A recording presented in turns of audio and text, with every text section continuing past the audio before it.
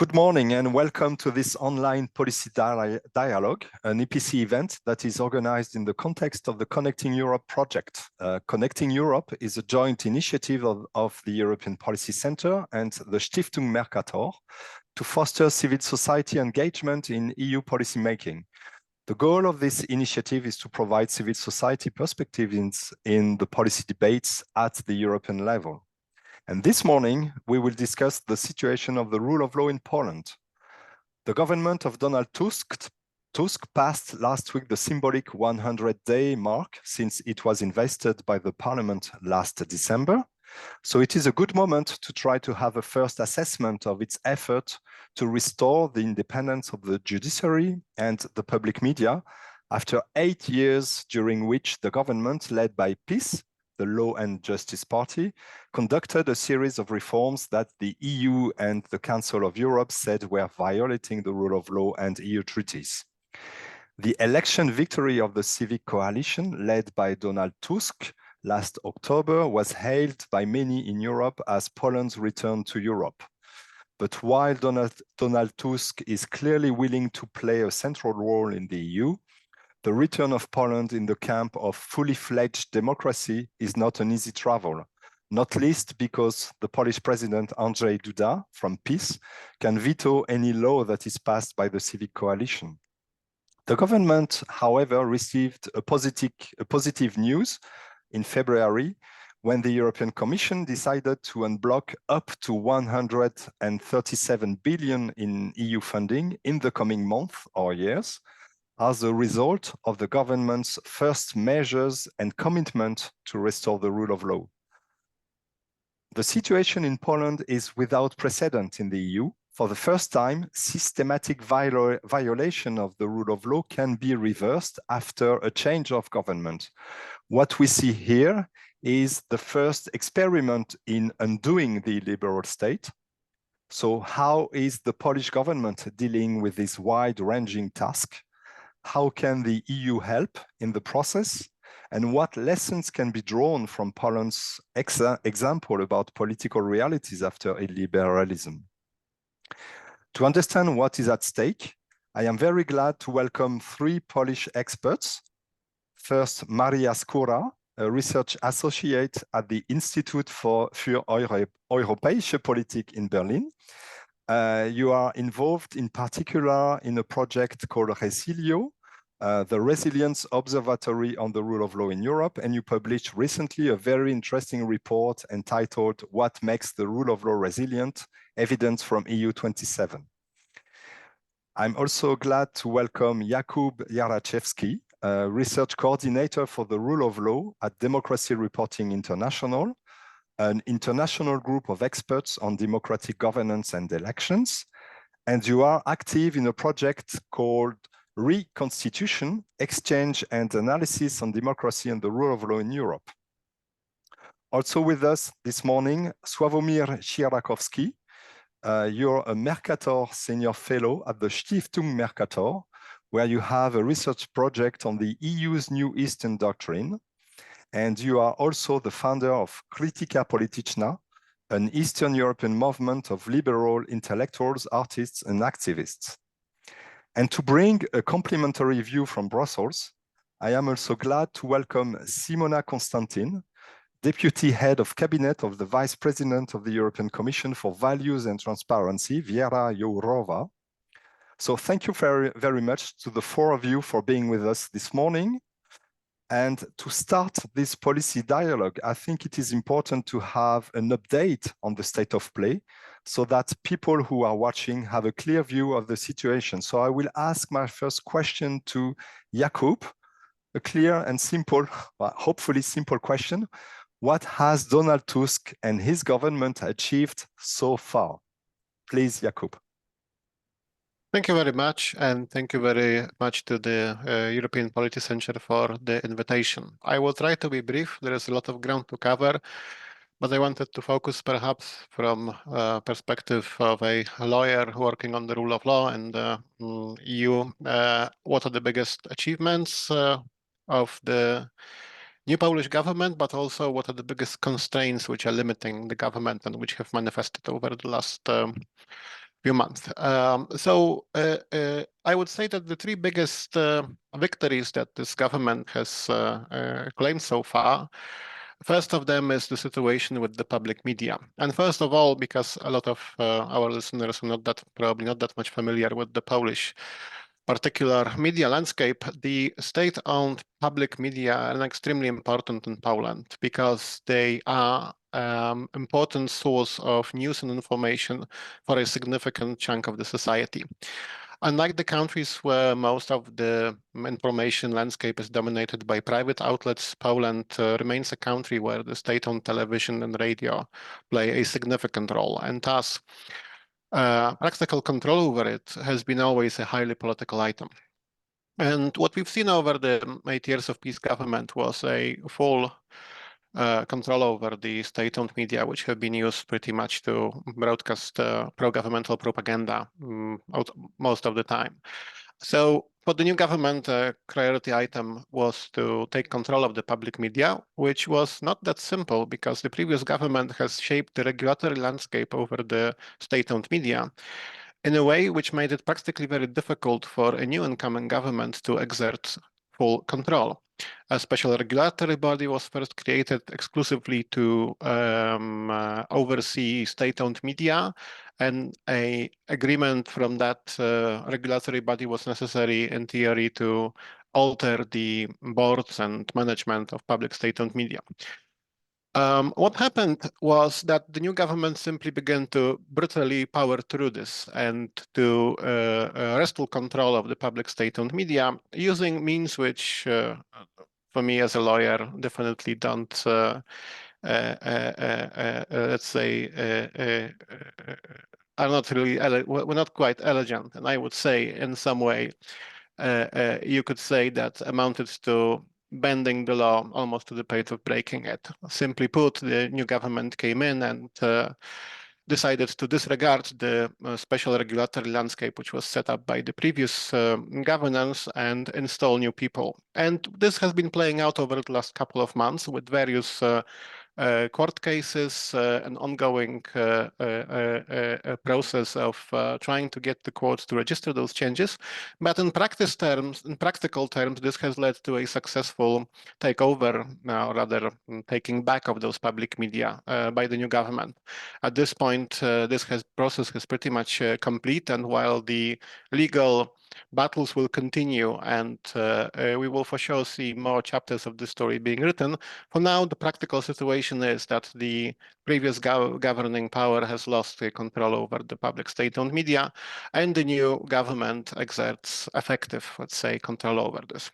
So definitely, while not delicate and not elegant, this has been successful and definitely something that the Polish government can claim as a significant victory, as it was expected that it will be very difficult for them to be able to effectively control the state-owned media.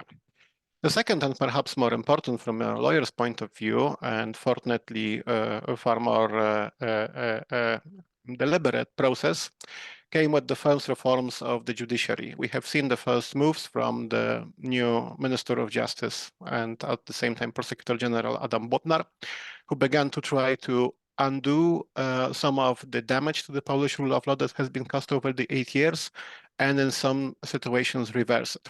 Those moves have been limited due to constraints about which I will talk in a moment, but we've seen some actions. We've seen improvement in terms of disciplinary procedures against judges. Basically, the new Minister of Justice has delegated handling cases, disciplinary cases against judges, which were initiated on political grounds, to new ad hoc disciplinary officers who are independent and are not politically controlled by the previous ruling coalition. There have been also non-binding resolutions on the Parliament, on the Council of Judiciary and the Constitutional Tribunal, and draft laws have been presented on pertaining to both the Constitutional Tribunal and the National Council of Judiciary. So these things have started moving forward, and fortunately here, let's say, the legal doubts are significantly lesser. There have been a few moves which I would consider to be sort of a creative lawyering, such as handling the situation of the Deputy Prosecutor General who has been installed by the previous government, and removing him was also difficult due to changes which were introduced just before the elections. However, in principle, I would consider the actions taken so far to be rather timid, careful, and being done with a view towards addressing the most important practical issues with the Polish judiciary.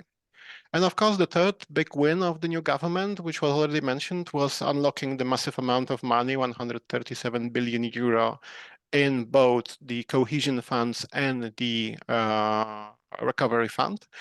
And this is important because this has been also based on grounds related to fundamental rights and the rule of law. The unlocking of the cohesion fund was possible because the new government promised to install a mechanism for monitoring the respect for fundamental rights while disbursing those funds, something that the previous government was reluctant to do. And as for the recovery fund, the Commission has signed off on the action plan presented by Minister Bodnar, an action plan on repairing the judiciary, as well as the actions taken so far. Now, the big question, of course, is that given that there is a limit to what the government can achieve currently, is whether unlocking all this money has based mostly on limited actions and plans presented by the Polish government has been a correct course of action. But I think we will be discussing more of this during our meeting. So I will maybe turn to the constraints which are limiting the new Polish government and parliamentary majority, and which I think are important to be kept in mind while discussing repairing the rule of law in Poland. So first of all, President Andrzej Duda is still in place, and he will be until next year, where his second and last term will run out. And President Duda, among others, is armed with the power of legislative veto, which he can employ towards virtually every legislative action of the every bill passed by the parliament. Now, the presidential veto can be defeated in the parliament in its lower chamber the same. However, the ruling coalition does not have a majority necessary in order to defeat this veto. So in practical terms, if President Duda says no to a bill, there is very little that can be done about this by the ruling coalition. Of course, President Duda can be negotiated with, but as we have seen over his entire pretty much term, and especially recently, he's quite an unpredictable person when it comes to political decisions. And he has been steadfastly the ally of peace despite some occasional disagreements. This is one constraint. The second constraint is that the Constitutional Tribunal, which has been captured by the previous ruling majority and which has been staffed with the judges loyal to peace and to its politicians, is still in place. And while, of course, the tribunal in itself cannot take any action out of its own initiative, it unfortunately can hear cases lodged by a group of deputies to Sejm or Senate from peace, and thus could potentially stop legislation that in its tracks by finding it incompatible with the Constitution. Now, of course, the Constitutional Tribunal itself is a problematic topic, not only because it's politically captured, but also because it has unlawfully appointed judges sitting on the bench. And also recently, the tribunal has been behaving increasingly erratically and in a way which makes it very difficult to consider it a fully independent and impartial court. However, it is still in place, and it would take significant time until the terms of the judges run out and new people can come in who will hopefully have a little bit more of independence from the politicians. And the third constraint, I would say, is that again, the parliamentary majority backing the current government is not only unable to defeat the veto from President Duda, but is also unable to alter the constitution of Poland. So significant changes, such as fundamentally reshaping the constitutional court or installing new checks and balances, which would make it impossible for negative developments that we've seen over the last 8 years to repeat, is currently simply put not possible. The change to the Polish constitution requires pretty much practically an agreement across the whole Polish political spectrum, which of course is on the one hand good, because that meant that the Polish constitution has not been altered over the last 8 years, and Poland has not seen such developments, such as in Hungary, where the parliamentary majority has been able to reshape the constitutional framework pretty much at will. What it also means that reversing some of the damage and improving some of the areas which have been particularly vulnerable in the Polish constitutional system will be significantly difficult without the ability to alter the constitution. And perhaps I will limit myself to those scene-setting items and leave it to fantastic other guests to speak on further political and social aspects of the issue. Thank you very much, Jakub. And indeed, we'll come back to the constraints later in this discussion on what is possible or not in the future for the government. But then now I will turn to Maria and come back to what Jakub said at first, meaning the action on public media. Because when looking from outside Poland, especially from Brussels, the main issue was the judiciary. And it was quite interesting to see that the priority of the government was public media. So do you think that was necessary to act so quickly and so to use the terms Jakub used, brutal, so brutally to change the public media? How do you analyze this priority for the government and also the sequence of things? Do you think it is, how do you assess that after a few months? Sure. Thank you very much. Good morning, everybody. Thank you for the invitation. I'll start with a disclaimer that I'm not a media expert and I'm not analyzing the media. However, I can happily answer this question. I think Jakub gave a fantastic overview of what has been going on in the last 100 days. As you rightfully pointed out, it's been the first 100 days. And the media was a big challenge. So to just give everybody an overview, the Law and Justice had turned the public media into, into the outlet of the government and the party propaganda. I don't think I'm exaggerating much because especially the information program of the public broadcaster was heavily biased, politically biased towards the previous governing party and attacking the political opposition without remorses. So the change was not elegant, as Jakub said. I'm not a lawyer, however, long story short was that since it was impossible to change since it was impossible to free the public media from the influence of Law and Justice via legal measures, via changing the act on the public media, then it has been done through the commercial law, right? Because these the media outlets are also so. This is, I guess, the way that was not admissible, or that most of the lawyers were not happy with. Because it was already slaloming and maneuvering around possible solutions how to do it. Nevertheless. Yeah, the public media was not, especially the information channel, was not broadcasting for 1 day, so, which is a pretty crazy situation. Nevertheless, now it has changed, and the message is also different. And as a footnote here, I would like to stress that in Poland we see the situation where it usually is that the political culture is that the winner takes it all, and one has to be very, very careful that this re-democratization does not turn into a political vendetta, or that all the players and actors involved right now are not seeking revenge and doing exactly what was done through the outgone government. Just briefly, perhaps what this whole media situation caused, because as said, the way how to unpoliticize and depoliticize the public media was not straightforward. It also mobilized the Law and Justice voters, sympathizers. They were occupying or gathering around the public broadcaster. So it all has very intense political or social political repercussions.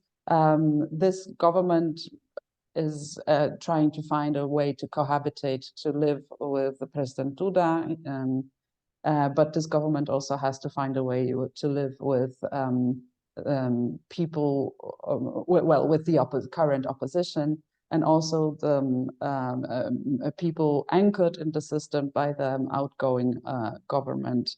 Law and justice itself is in an identity crisis right now, with different centers of power sort of mushrooming or coming up. Jarosław Kaczyński is already a senior politician, and the defeat in the parliamentary elections has also spread some doubt if he is still capable to lead the party. So we will see what actually will happen with the law and justice, because let's not forget, there is still a division, political division, a gap in the Polish society. According to the latest polls, civic platform, so the current government is leading. However, it's a very weak. It's a weak leadership, in the sense that the law and justice still has around 28% of support among the society. The political conflicts are reflected in the political sympathies within the society. And Poland is now in the election marathon. In 2 weeks' time, there is regional elections, then European elections 2025, presidential elections. Andrzej Duda cannot run anymore, so he's perhaps looking for an idea for himself, what he will do, and after his mission as a president is over. So it's like a jar of boiling water right now in Poland, and there is mobilization, there is political conflict, there conflict within the coalition over abortion rights, LGBT rights, even some economic issues like taxation, more liberal, more social economic policies. So Poland is a very interesting country case to look at, not only regarding the rule of law, redemocratization, building back better, but also the political dynamics of it all. The election won, the electoral victory is just the first step in the transition and then changing this country. So the story is not yet over. Thank you, Maria. Before we go more into the politics with Sławomir, I think it's interesting now to have the view from the Commission, from Simona, Constantin, on explaining the reasons why the Commission decided to open the way for the unblocking of this 137 billion, based on a few measures, but also on commitments, which is not what has been accepted for Hungary, for instance. So what has been done so far and said so far by the government was the basis for the Commission's decision, and how do you see the action of this government and the interaction that you have with this government since it has been in place? Thank you very much, and well, thank you for the invitation. I can only agree with Maria saying that it's an interesting case. We see now a situation in a way with Poland coming back to let's say the rule of law framework, and we have seen a clear change of direction after, I think, more than 6 years since we opened the Article 7. And this clear change of direction from the government, it's not something just in political statements, but we have seen already concrete measures. So to address already your, from what you said in your question, the decisions which the Commission took, they were not based just on wishful thinking or commitments. I mean, they were based on clear measures, and I would like to make this clear, because there were mainly 3 decisions. So one was the positive fulfillment of the judiciary milestones under the Recovery and Resilience Plan. Then it was the positive assessment of fulfilling the horizontal enabling conditions, so basically respecting the Charter of Fundamental Rights under cohesion. And let's not forget, because this is also an important measure, was the decision of Poland joining the European Public Prosecutor's Office, which is again quite an important step in the bigger picture of protecting the EU funds, but finally in protecting, you see, the interests of Polish people, and having another reassuring element of wanting to do things by the book. On the judicial milestones, the decision was based on, first of all, on law. It was based on accompanying measures, but also based on implementation in practice. So we do have as a basis the law of 2022, the so-called Duda law, which already, met several of the issues requested in the milestones, which were mainly around the part on the disciplinary regime against judges and the independence of judges. And then, indeed, since the new government came, we have seen concrete measures. I think Jakub referred to several of them. There was an order from Minister Bodnar, who is also still the Prosecutor General, on the appointment of ad hoc disciplinary officers, for example, to make sure that there is a filter for the cases which would still make it to the new court, because the disciplinary chamber was dismantled, actually, which was another key point for the milestones, and we have the new court. There were, other internal, let's say, measures to make sure that judges, when they feel that or citizens, when they feel that the judge is not independent, they can challenge this for this test. Most importantly, we have the clear commitment, and that's something written black on white from the Polish government, that they will respect the ECJ judgments, that they respect the primacy of EU law, and we know that EU law takes primacy over national law in case of conflict. So they are giving, this space of decision to national judges to be fully independent judges and apply the law. So the decision was based on what has happened. Of course, if you look at the bigger context, for example, the action plan which Poland presented on how to solve all the Article 7 issues, that's a bit, let's say, for the context, but the RRP decision was taken on its own merits and on what exists already there. Now, on Article 7, indeed, that's another very positive step, and the Commission has really welcomed this step from Poland. It's quite comprehensive what is covered in the action plan from the Polish government. Jakub referred already to some measures because there are draft laws being put forward, for example.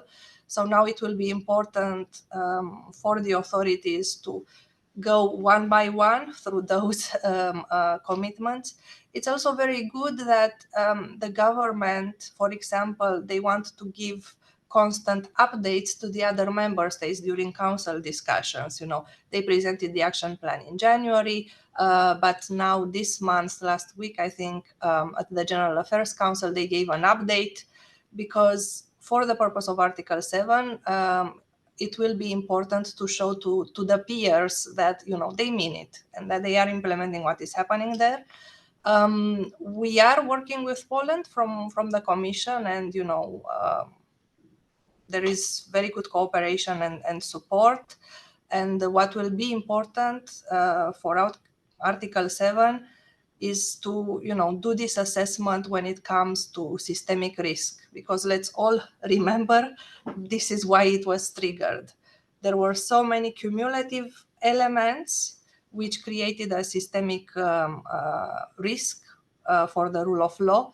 So it will be important to get out of this systemic risk situation. So very much welcomed steps from the European Commission. Of course, we understand the context, and this will be something for the government and the authorities to navigate the political context and the cooperation with the relevant actors. But if they will need support and guidance on the concrete substance of the changes, we are here to do that. And as I said, there is very close cooperation. Maybe I stop here with introductory remarks, but I'm happy to follow up on your questions. Thank you very much. So we understand very clearly that this government is on the right track, at least regarding the restoration of the rule of law, but the conditions are difficult. And it was mentioned several times that the political landscape in Poland didn't change from PiS being in government to PiS disappearing or being completely out of the picture. So I will ask Sławomir Sierakowski, how would you picture this landscape? How strong is PiS? Does the EU campaign, elections campaign, play a role in all the discussion around the rule of law? And how much is it still influencing the public debate? It doesn't have anymore the propaganda from the public media, but what are the means of influencing the public opinion, the means of slowing or blocking the intentions of these governments, and also the civic coalition? We know that it's a coalition, so there are different views, maybe different sensibilities within the government and the majority. So how would you explain in which context this government is acting?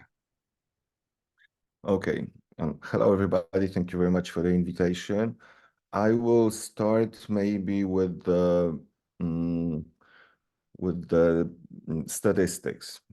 I'm a sociologist, and during last 4 years or even 5 years, with my friend who's a professor at the Warsaw University, we used to check opinions after every elections of polls. And recently, before these elections, we were also checking a group of voters that decided not to vote or were hesitating.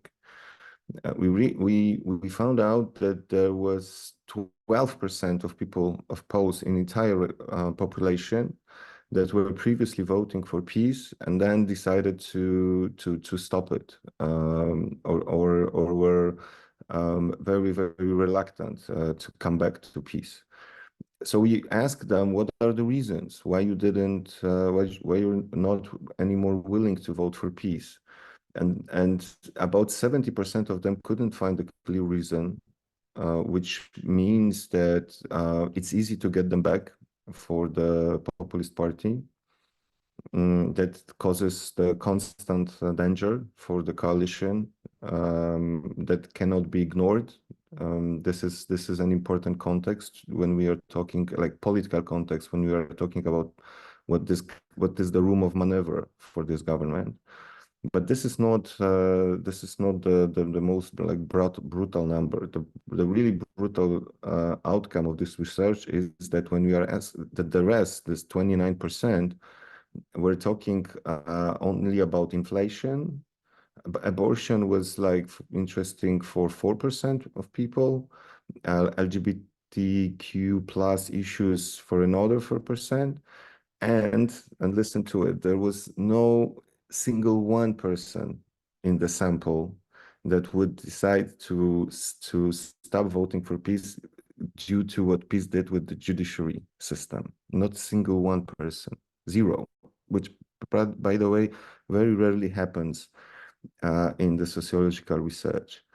And now compare it to the fact that this topic was the main topic in all Polish media on both sides, and the conflict with Brussels. And this was like a huge problem in foreign policy, in internal policy, in also political fights inside the ruling coalition at that time.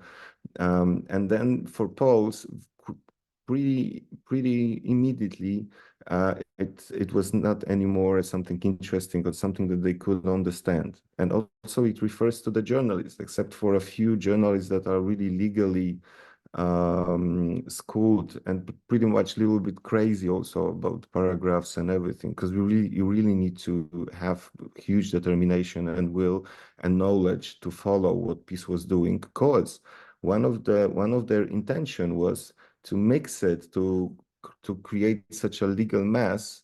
So first polls were detached from that, and then also like a public opinion, even this public opinion that is like like people like journalists, so people who are paid for being active public opinion, and fourth power that would look at hands of the three first powers. So this is important to understand, especially when we're talking about such pragmatic politicians as Donald Tusk and such cynical politicians as Jarosław Kaczyński. And maybe another context that it's important to know, this is legal, but even I can understand it. We didn't mention, for example, the case of, because these cases, my previous speakers mentioned 3, 4, but we have rather 34 rather than 3, 4, 5, 6, 7. One of the very, very important cases, for example, the president of the central bank. That was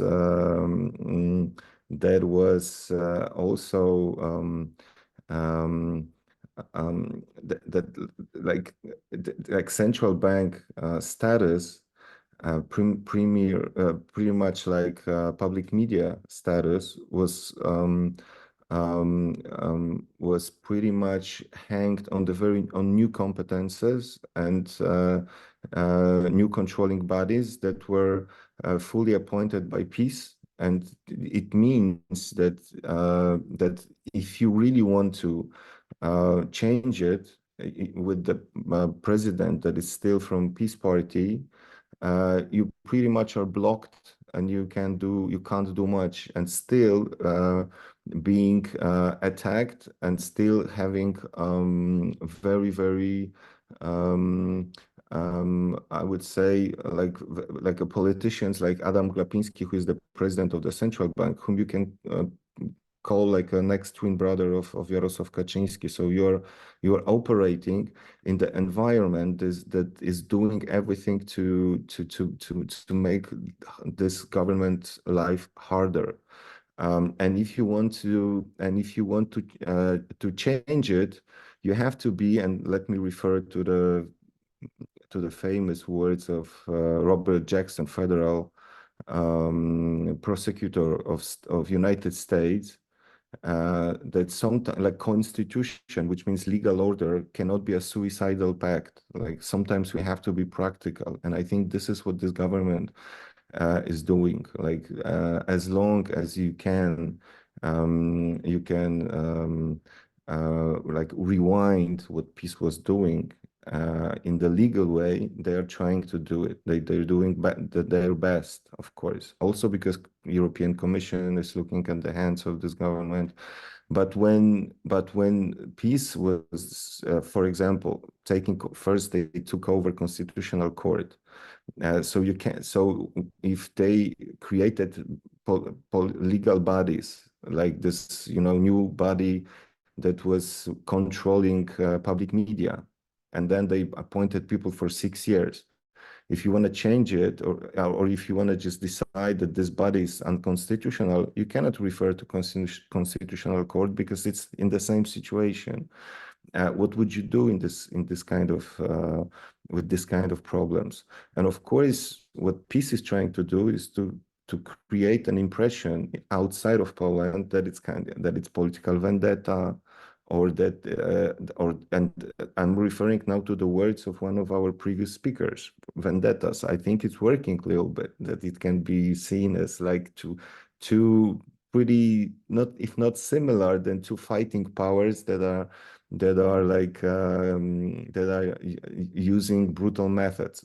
It's not really true. Like, you cannot create any comparison between what we had before, between Viktor Orban and like, you know, Hungarian opposition or Kaczynski and Polish opposition at that time.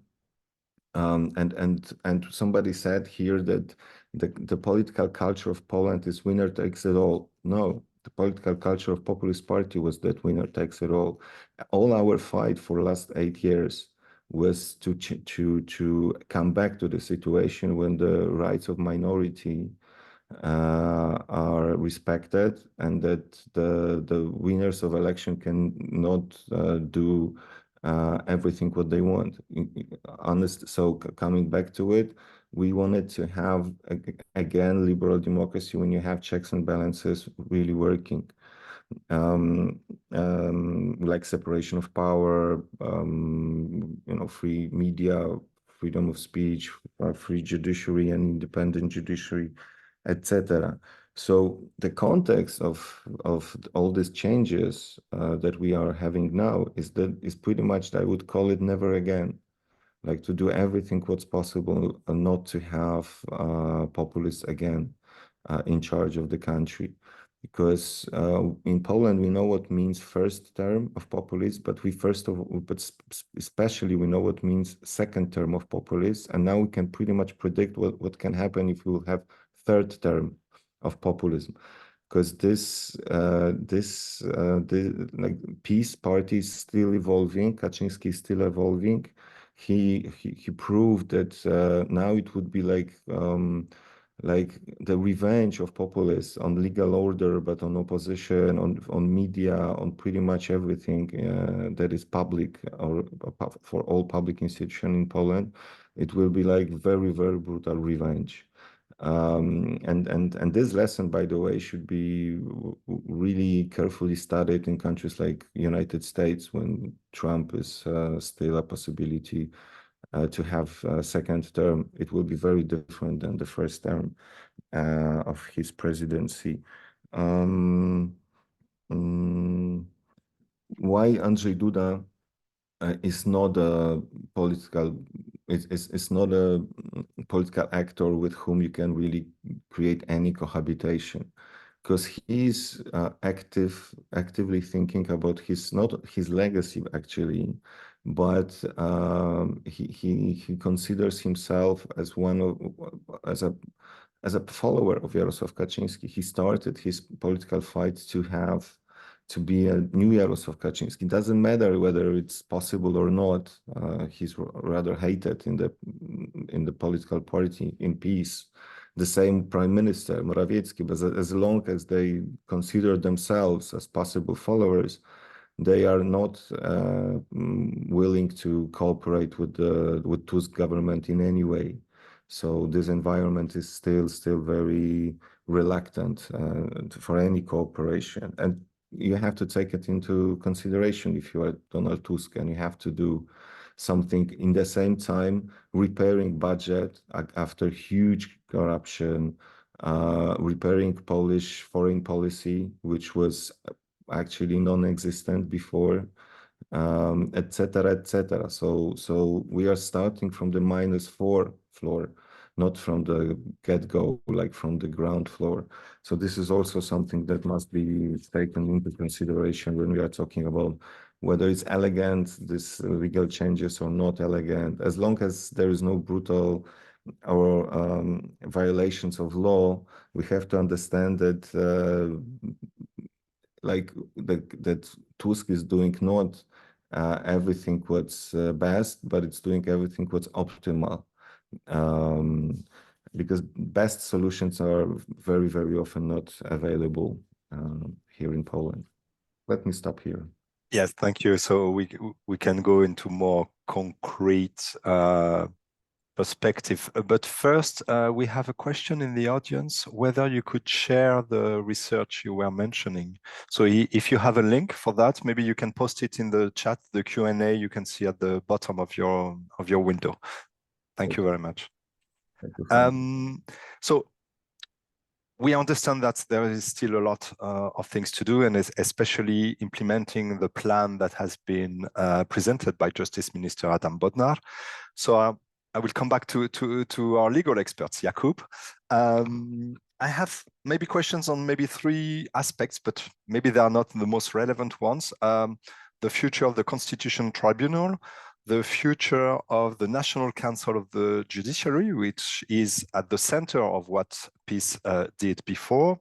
And I think also interesting is the case of the neo-judges, meaning the judges that were appointed by the PiS government and who cannot be simply removed by one decision. So are they the 3 main challenges for the government, or do you see also more difficulties there? Thank you. Yes, those are 3 very important areas, and I'll maybe give a quick rundown of where we stand with those and what are the prospects for the future, but also mention maybe a few other areas as well. So with the Constitutional Tribunal, we have a resolution of the Parliament, which is a non-binding statement, which basically says what we, the expert rule of law community, have been saying for a long time. There are unlawfully appointed judges on the tribunal. The tribunal has lost independence. Its president, Julia Przyłębska, is manifestly politicized and has been abusing her powers to control the tribunal's inner working. One thing which I like about the resolution of the same is also that it admits to a mistake which the ruling majority led by Donald Tusk civic platform did in 2015, where they appointed, either tried to appoint a couple of judges of the tribunal prematurely ahead of their term running out, kind of trying to ensure that they will fill those spots before the new majority comes in. That was a mistake. We criticize that, and it's welcome to see an admittance of this mistake. But it's a small thing in a great scheme of things, but I think it's also an important indication of certain mindset shifts. So with the Constitutional Tribunal, we also have draft laws. I rate them rather highly. I think that they are a very good starting point for fixing some of the biggest issues. Among others, those laws foresee that the unlawfully appointed judges will be removed from adjudicating cases, and they will sit out their term, but they will no longer issue rulings and participate in the judicial activity of the court.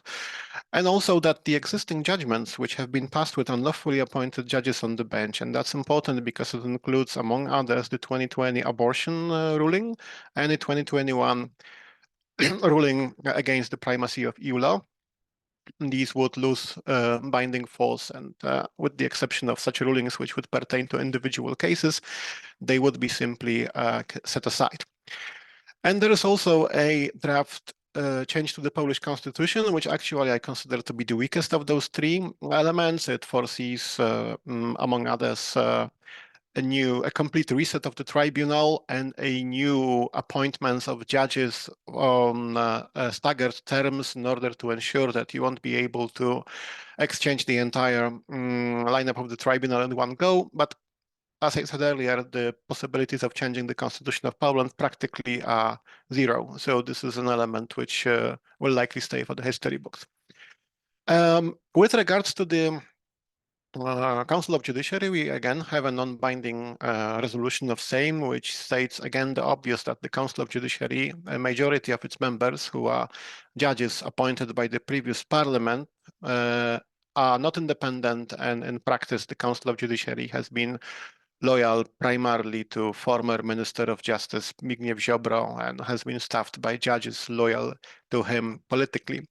And that the activities of the Council of Judiciary, in particular its participation in the process of appointing and promoting judges in Poland, has been contrary to Polish and EU law. And so there is also a draft law on the Council of Judiciary, which is also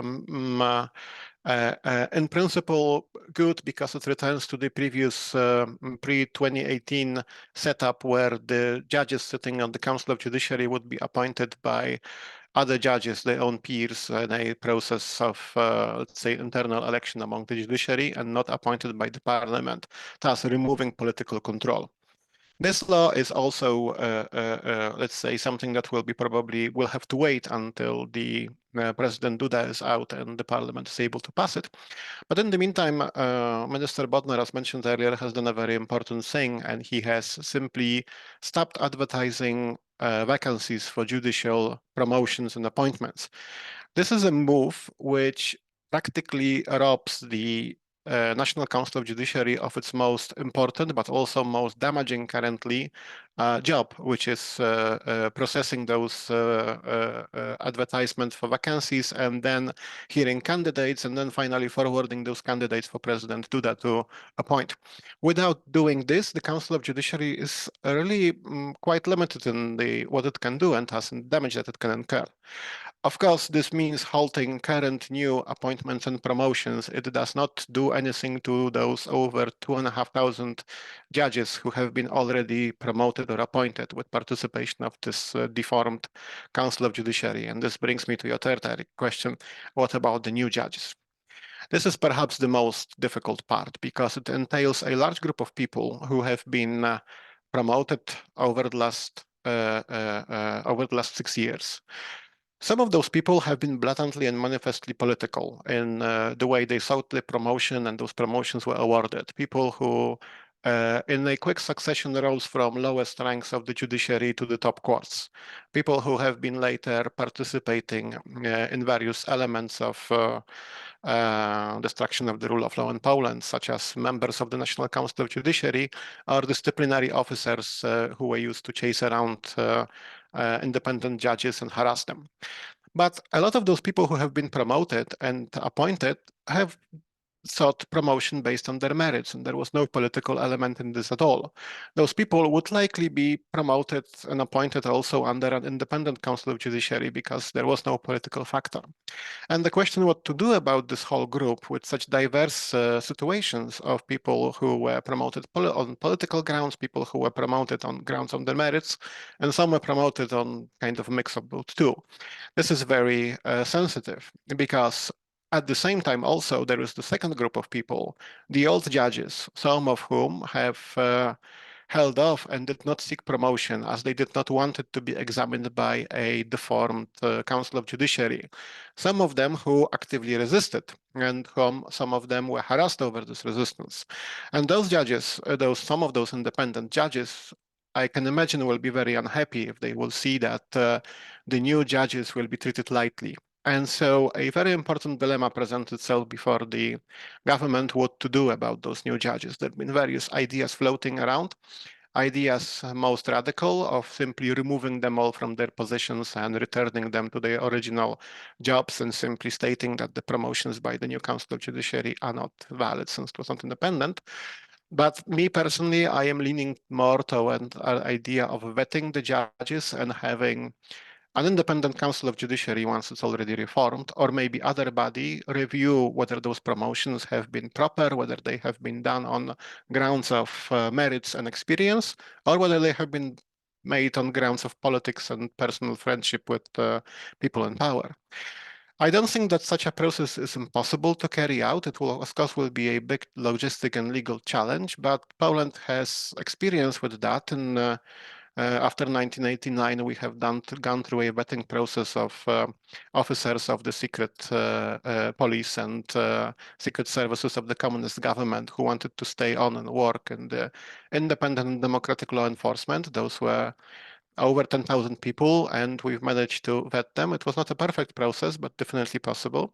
And I think personally that this is the way to go. However, this is a very contentious item, and a lot of emotions are clashing as judges from, let's say, both sides of the Polish rule of law conflict are increasingly awaiting some kind of a declaration from the Ministry of Justice, which direction it will take and what is the future of the new judges. And of course, above all of this is the core rule of law value of legal certainty and the fact that millions of people in Poland have the court cases heard by the new judges. And those people will be wondering what's the plan and whether the decisions taken by those new judgments, decisions such as divorce proceedings or some criminal law verdicts, whether they are safe with this current state or whether there will be some challenge to what happened over the last 6 years, and decisions made by new judges will be in some way faulty. So this is an extremely difficult and extremely sensitive area. And I think that the most important what the Polish government should keep in mind is exactly this, the situation of people who have been going through the Polish judiciary, having their cases heard by the new judges, and are now uncertain increasingly as to what will exactly happen and how will things play out. What happens if the judge who presided over my case will be now removed from the court where they were sitting? This is extremely sensitive, and I think it's good that the Polish new Minister of Justice is not rushing to any quick conclusions, and it will be a process which hopefully will involve a longer discussion among the Polish, both legal lawyers and civil society. And maybe one final thing, which we did not mention yet, but also is in need of repair in Poland, is the situation of prosecutors. We had the prosecution services under the previous Prosecutor General Zbigniew Ziobro were heavily politicized, and we've seen instances of blatantly political use of the prosecutors, but also harassment of those prosecutors who resisted this politicization.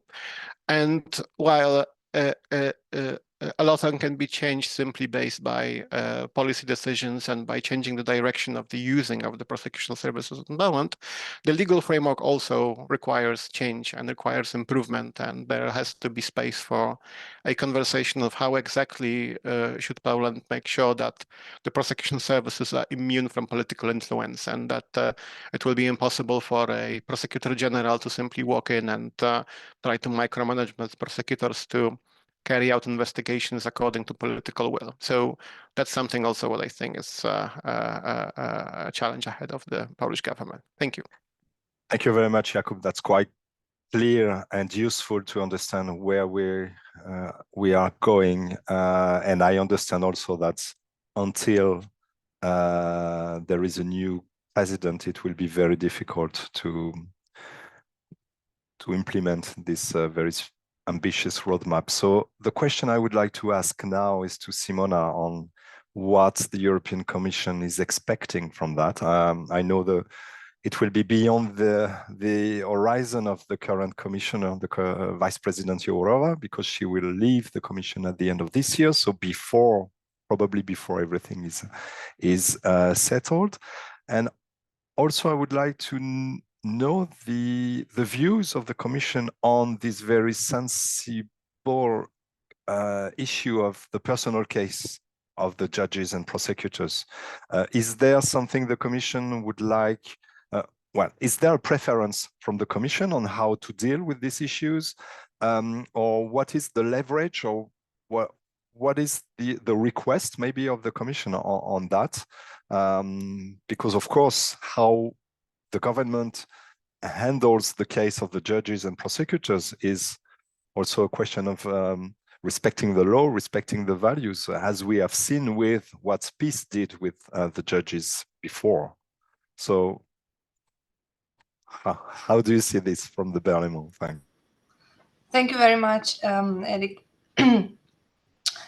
I think that well, on Article 7, actually in January, when there was the council discussion, when Poland presented the action plan, Vice President Jourová, she expressed her personal wish, and that was that she wished that by the end of her term, Poland would be out of Article 7.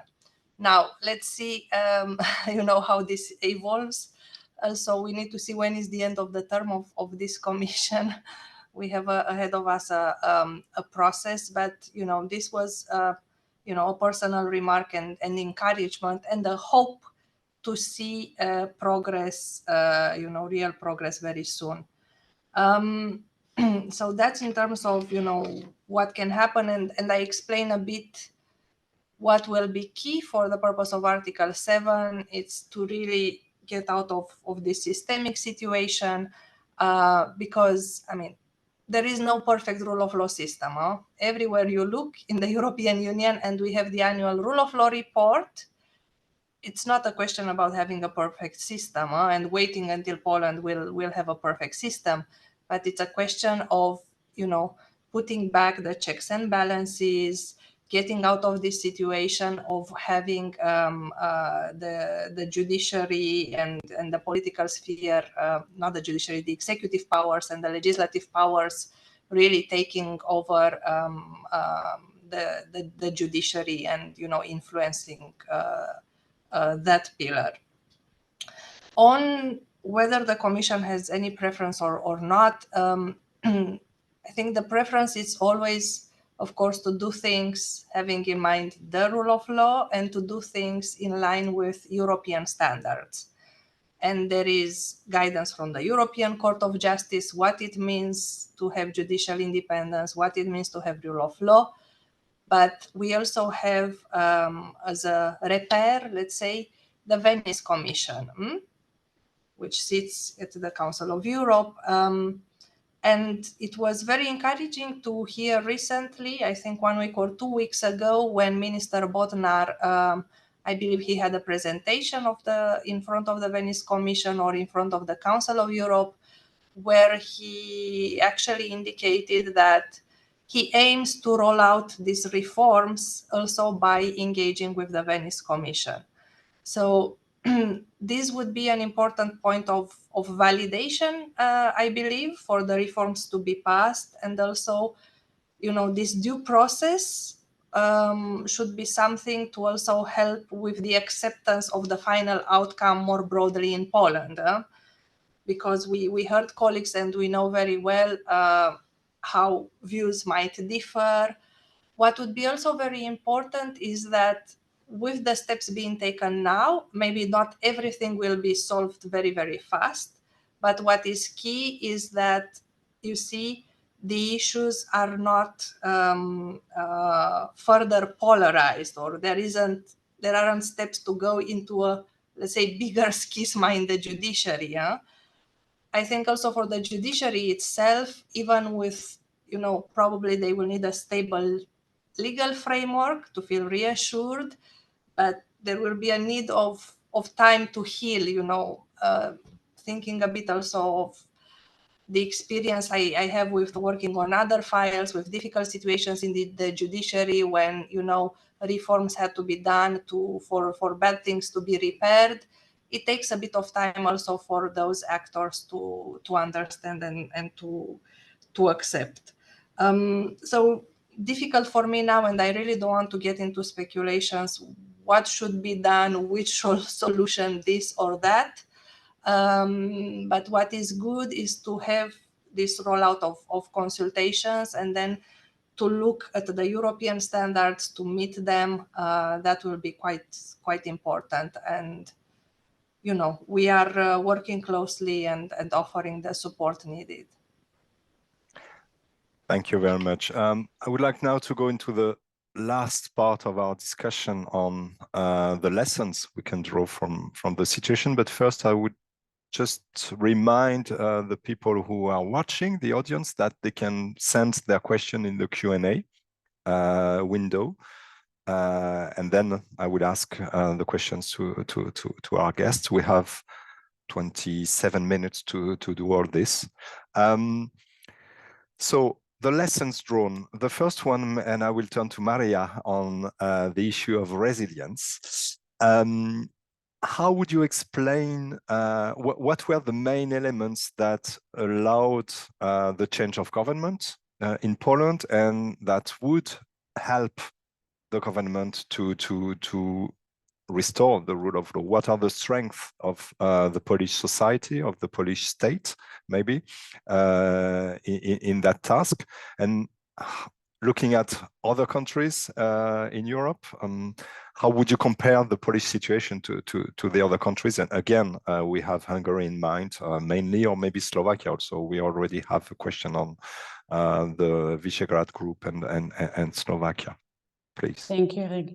Yeah, so you mentioned at the very beginning that I'm responsible for Resilio, rule of law observatory on the rule of law in Europe, a project that is also supported by Stiftung Mercator.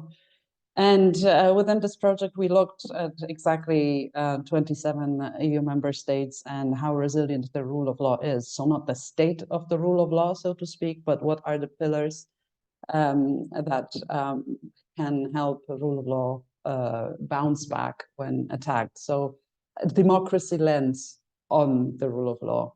And in fact, Hungary was the country that was at the very bottom, but Poland was also rather in the in the bottom of the ranking, but not the worst case. It was actually, if I'm not mistaken, the fourth from being last. And this showed very well that it was still possible in Poland to bounce back. Answering your question, what made the change of government possible? Well, first of all, the elections, right? Although these elections were free, they were not fair, and OSCE reports and observations states that the campaign wasn't fair. The space and time given to the opposition, the public media, for example, was not equal to the governing, to the back then outgone government. The campaign was very brutal, was very aggressive. Donald Tusk was attacked personally from all possible angles, but still the electoral process allowed a change of government, a mobilization of voters. That's a second element that belongs to it. The electoral turnout of women was higher than men. And although many women vote for the Law and Justice, but many women voted also for other political parties, not only the Civic Coalition, but also for the left. So parties that were openly defending their rights. Let's not forget there is abortion ban in Poland that was introduced bypassing saying that was actually constitutional tribunal.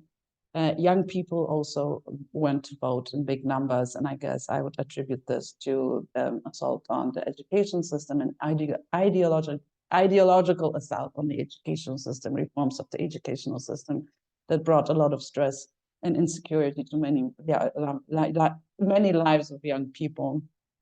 So there were many factors why, despite difficulties, the opposition, three opposition parties that had vowed to form a coalition should they win, actually managed to have done that. There's also the far right, which is unfortunately gaining popularity in Poland, but this is for another story. So first, the elections. Secondly, well, the peaceful transition of power. Law and Justice was trying to postpone this moment as long as possible, but finally, 13th of December, the new government formed. And speaking of the political culture, please don't get me wrong when I was talking about the winner take it all. It's not a criticism to this government. Sierakowski is completely right. Law and Justice has taken it to absolutely another level over the last 8 years, hijacking with a state capture of not only the judiciary, not only the media, but also state-owned companies, even creating dubious NGOs. So absolutely, my point was rather that, and this is I think the situation with the public media is a good example, that this current government has to be very careful not to give the general population the impression that this continues, that there is a sort of a culture of political vendetta when changes have to be done, because changes have to be done in the process of re-democratization of Poland. And unfortunately, you often cannot undo undemocratic reforms through democratic means or legal means, especially if you have counterweights or obstacles in the legislative process, like the president who's not willing to cooperate with the government for political reasons. So my point was rather to be very careful in communicating with the society and explaining why things are done, being done this way, and abstaining from this sort of vendative narrative, although it will be pushed by the current opposition. And that brings me to another point with the resilience of the rule of law.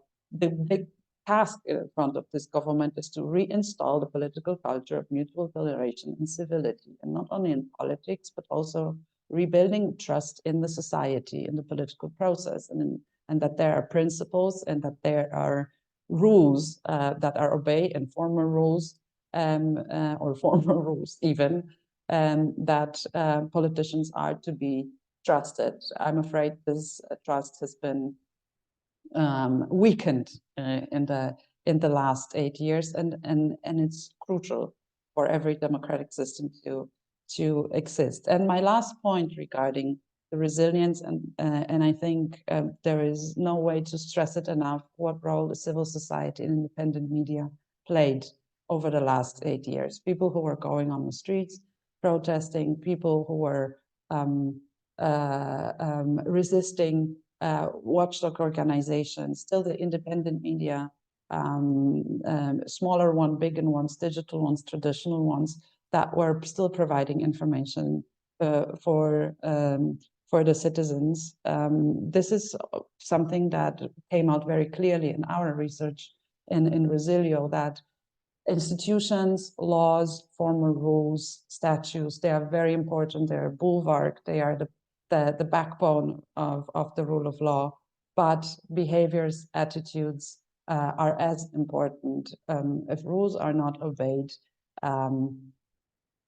the rules are only as strong as they are obeyed. You know, Poland had a good systems of checks and balances, but so what when the president was signing unconstitutional forms, right? So to reiterate and sum it up briefly, although it's impossible to sum it up briefly, but I think what was the success story of Poland was this electoral mobilization, the role of democratic pillars of rule of law resilience, and what is a big task ahead of this government to foster and strengthen this resilience is to reinstall a democratic political culture.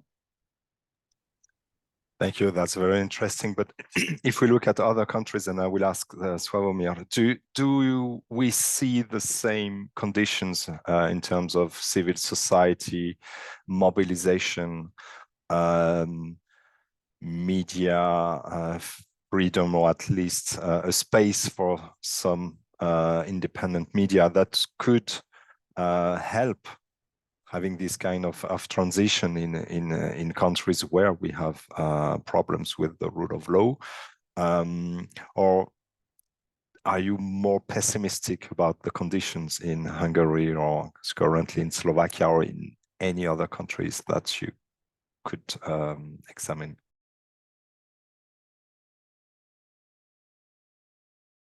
You're still on mute, Sławomir. Sorry. Okay. This was it's good. Thanks. My answer. So I would, instead of like going country by country, I would say I would rather elaborate on the rule, because last 8 years in Poland showed us in certain way irrelevancy of rule of law, in a sense that the rule of law is not a guarantee of itself. Like the constitution turned out to be pretty much not just a paper with paragraphs, not only for peace, but pretty much to certain extent for the society in general, or at least for a big part of the society. What I mean by this is that you can put whatever you want to the constitution, and I believe that in Stalinist constitution the checks and balances were well guaranteed. But then comes the president, who instead of symbolically nominate judges, behave like he appoints judges only because symbolically he's nominating them, and so on and so on. But the problem is that when there is no social support for the rule of law, when people are not really fighting for that, then the paragraphs doesn't mean nothing. And why it happened that in Eastern Europe it was so easy to do whatever you want with the constitution without like really massive protests. Massive protests were in Belarus when like 7-10% of population were going and fighting for free elections. In Poland, protests were pretty weak. Let's face it, like 40 million people country, and you have 80,000% of people once or twice, 200,000, 300,000. Of course, in campaign, last campaign, we had 2 marches. One was 500,000, one was maybe 1 million people. So these were the really protests that we can say were relevant in this, or the scale was pretty much defending itself. What happened in Eastern Europe? The problem of Eastern Europe is that what characterizes Eastern Europe is the very, very low level of trust to the institutions and also to people, each other. It's a very it's very simple to do the research about it. You ask people like whether it makes sense to trust to your neighbors or another people, or control is something that should be implemented first. Like that, never enough of control. In Northern Europe, you would have 60-70% of people who would rather rely on other people. In Western Europe, 40%. In Eastern Europe, 15%. What's the consequence? Consequence is that if you have 2 parties and one promises you cash to solve like healthcare issue problems or education problem, pension, and another reforms, which usually reforms much better investment, much more profitable for the society. Then in the country that nobody trusts that the state will deliver reform, or that the next party will not reverse it, people will choose party of cash. That, by the way, causes the second privatization of public institutions and public services. So the problem is that in Eastern Europe, where state were usually an enemy, like in Poland, or non-existent, it's very hard to really implement liberal democracy or checks and balances in the minds and souls, or to put it in the Václav Havel ways, to the hearts and souls. You can implement democracy in a week, organizing free elections. It's pretty simple. It's one procedure. But to implement liberalism, and by the way, we are talking not about the democracy. We're talking because, populists can win elections. They usually not rig them. What they rig or what they destroy are liberal institutions, like separation of power. That comes from liberal tradition, not democracy tradition. Free judiciary, freedom of speech, freedom of art, etc. And in Eastern Europe, this tradition of liberalism was very, very weak, was very, very new, or even non-existent, like in Russia. So what is needed now, and how resilience should look like, is really massive civic education, not one lesson in the schools like we used to have. Not, but like really massive social education. The role of media is huge. Like media, what they did in Poland was gender mainstreaming. The media can really do social change. Of course, they are not the first, but when you make things legitimate in the public sphere by pioneers like feminist movement in Poland in 90s, then they join. And of course, NGOs are crucial. And here the EU should find a channel to cooperate with NGOs, not mediated by the state. It should be much more direct cooperation, support, and financing in the same time.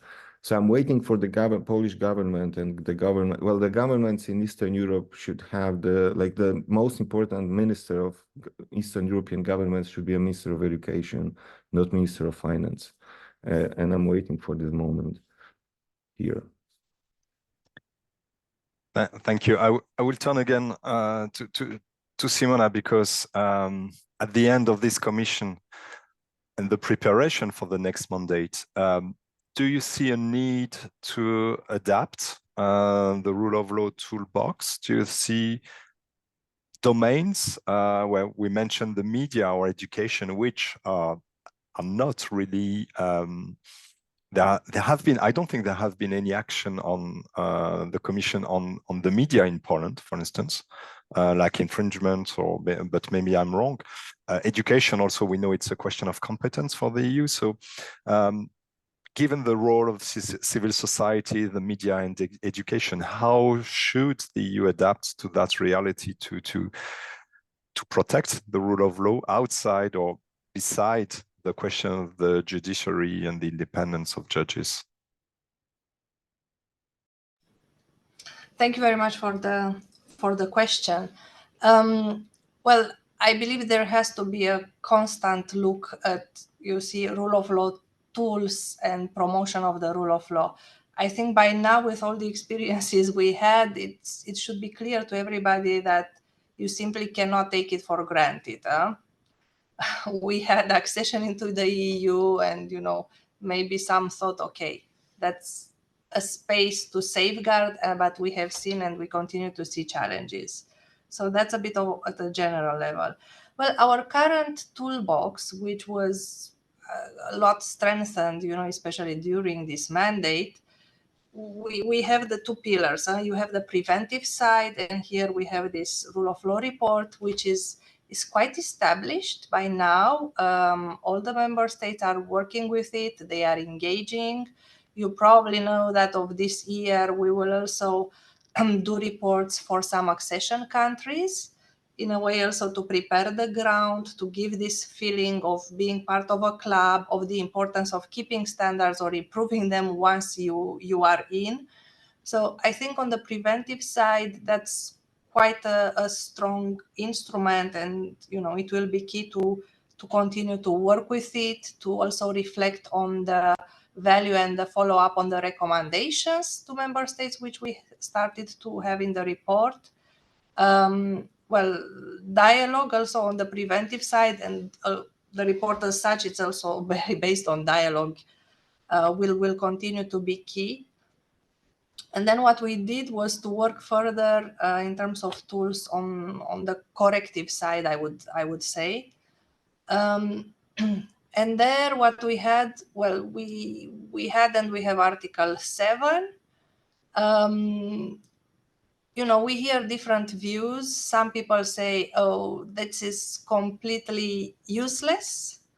I would say that's not the case. I mean, if you want to look at Article 7 strictly from the perspective after the Commission has activated it, or the Parliament, respectively for Hungary, because we activated it only for Poland, has there been a concrete Council decision follow-up on this? Okay, no, from this point of view, no, but we should not forget that there has been an entire process around it.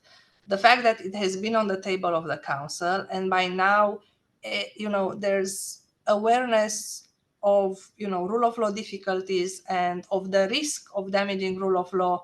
The level of awareness, it's at the high political level. None of the leaders in the European Union can today say, oh, we are not aware, we don't know, and we don't find it a risk. That's no longer the case.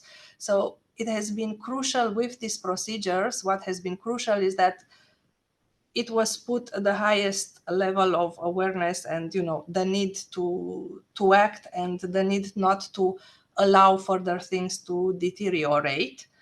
And the discussion has moved just from a bilateral discussion between the European Commission and member states when issues on rule of law arise, to really European level discussion, and all the actors having a role to play and a say. So I think Article 7, it still remains a relevant instrument. Then we have a bit of a younger instruments, the ones related to safeguarding the protection of the EU budget. It's a bit early to say because we only had one case. We activated the budget conditionality regulation in the case of Hungary. So far, it showed that it has triggered reforms. We are not there yet in repairing all the issues, but it seems that governments and member states do feel this as an instrument which they might not want to have activated against them. I think, especially, with all the challenges, money is quite, it's important for all the governments and all the member states, and they will probably think twice whether certain reforms would lead to blocking the money. So still a relevant instrument. Of course, okay, you can look at it in the future to see, how you can make it maybe more efficient in terms of scope of application, maybe in terms of speediness of the procedures. The European Court of Justice has proved quite instrumental. I think it's impressive, the case law which they have developed. 10 years ago, probably many people would not have thought that, the court would come with all these judgments and with clear principles what it means to have in place the rule of law and why it's actually an EU issue, why it's relevant for all the member states, not just for you. I mean, we have our judiciary in the EU based on mutual trust and recognition. If we lose this, we also lose the internal market, for example, because it will have an impact. I'm exaggerating a bit, but, just to make the point. So the court, it's a key actor. Of course, the drawback with the court is that it's not a very fast way of acting, but it's good in the sense of creating legal certainty, in the sense of the bindingness of those judgments and the need to change things on the ground. Just maybe a personal view or preference, what I would like to see, it's a bit even more what I call mainstreaming of rule of law in policies, including at EU level. Sometimes it happens even internally that, maybe I have discussions with colleagues who are working on, the economic side, macroeconomic reforms, and sometimes they still ask, oh, but why do we need a reference to the rule of law? I mean, this is about, macroeconomic aspects and stability, and I'm like always having to go with the basics and say, well, if you don't have rule of law in place, forget about a stable legal environment for the business community, legal certainty, forget about good governance in passing laws or in changing rules, about relying on the independence of the judiciary. So I think this we can, it could be taken even at a further level. And all the area of awareness, which comes the point made about, education. I think there's still an important job at the end for every one of us, whether we are in an institutional capacity or just, as simple citizens, to explain to everyone why rule of law matters. Just sit over a coffee or conversations and give concrete examples why it matters that you have to rely always on an independent judge, why it matters that, there are so many rights stemming from EU law, for example, consumer protection and everything else, environmental protection. But if you don't have an independent judge, if you don't have authorities abiding by the law, that's not guaranteed. So this, I would agree that, it's an area which needs further work. And then the role of media, of course, especially, with all the challenges we see, for example, on disinformation and everything else, media literacy, would need a boost as well. Thank you. Before we close this discussion, there is one short question in the audience. Do we know already which country, non-EU country, will be in this year's rule of law report?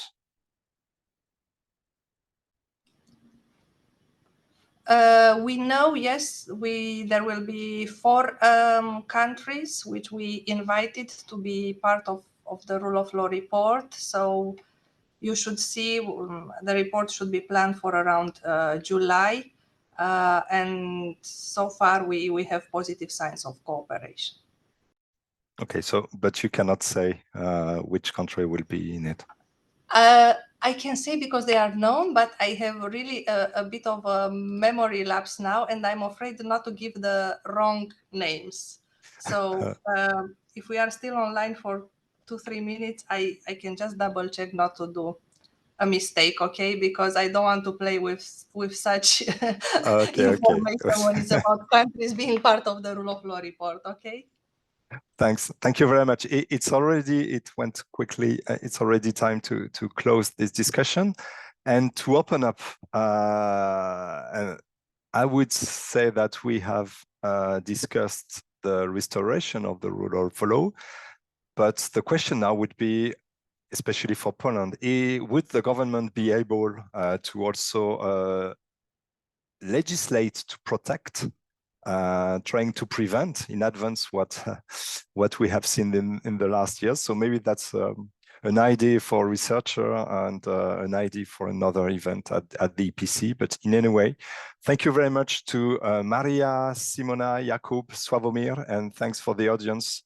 And have a good day and a good week. Thank you. Thank you very much. Good day to you too. Thank you. Thank you.